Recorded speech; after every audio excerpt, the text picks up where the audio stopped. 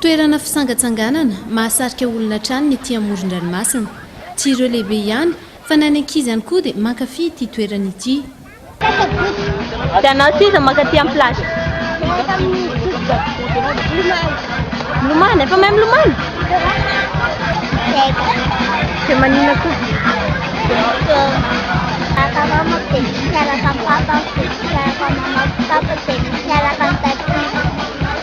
Maro ny fialamboly azo atao ety amin'ny plage, ny milalao rano sy fasika, ny milomano ho an'ireo efa mahay, ny mitsangatsangana, antony itiavany ankizy ity toerana ity.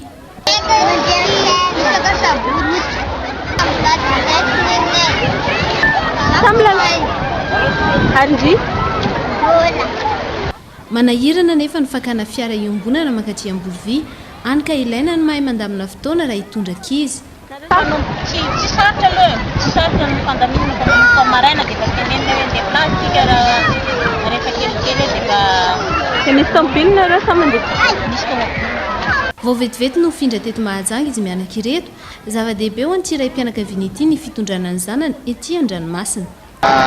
Zay vao vetivety ny tonga taty e, zay tena marina dia zavatra mbola tsy fahitany ankizy. Zay mahazatra mipetraka tany an-drenivohitra tany. Dia mba mahafinaritra azy sady fitaizana azy koa ilay izy. Ilaina tokoa ny mitondra ny ankizy miala voly toy izao, mba hianarany miara-miaina amin'ny hafa sy mampivelatra ny sainy ihany koa.